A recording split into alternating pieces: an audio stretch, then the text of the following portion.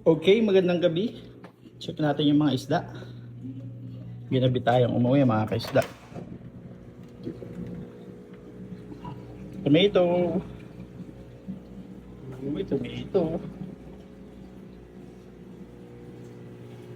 Red Dragon. Uy! Naku po! Duguan! Bakit duguan naman si RFT? Pambihira kang Red Dragon ko. Yari. Oh, may dugo. Kinagat yata ni Red Dragon. Pambihira ka Red Dragon ha. Bulihin mo lang siya, no? Huwag mong sugatan. Mukhang palala na ng palala. Tumapang na to. Mula nung naghipon siya, tumapang na siya.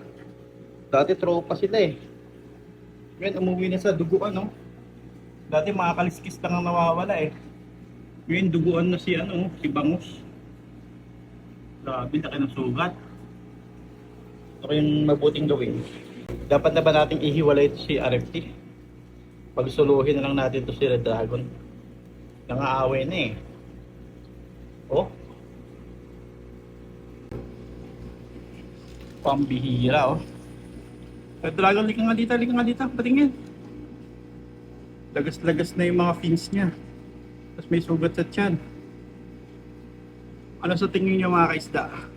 Kailangan na ba natin ihiwalay? May sugat oh. Kinagat na yata. Grabe, tapak na ni Red Dragon yan. Gusto niya na yata kumain ng kapwa niya eh. Kawawa, ibukod mo na lang si Bangus, mahal. Bubukod na natin ito bukas. Dito ko sa ilagay yun. Bago pa mapatay ni ano yan. Kailangan na natin ihiwalay ito bukas. Ano, grabe na iwas niya kay ano. Kawawa ka mo. Grabe ka Red Dragon ha. Nang bubuli ka. Ha? Wow. Bira kang Red Dragon ka. Dapat kagatin din eh. Kagatin mo nga na siya para di masanay. Oh, grabe oh. Laki ng sugat.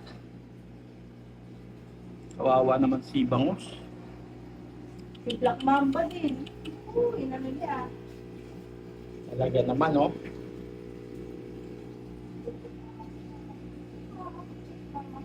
Kapit lang Bangus ha, bukas ililipat na kita. Di pa pwedeng yun kasi wala pang tubig yung tank na lilipatan mo. Lipat natin siya doon bukas sa 5 gallon. Kaso ang sikip niya dito. Wala natin tutubigan ngayon para mailipat natin bukas si Bangus ng maagapan. Oh. Pag nandito kami, hindi niya inaaway eh. Patayin ko kaya yung ilaw. Pero sabi ng katropa natin sa AKP kahit nakapatay daw ilaw. Pagtitripan pa rin niya. Ang bihira.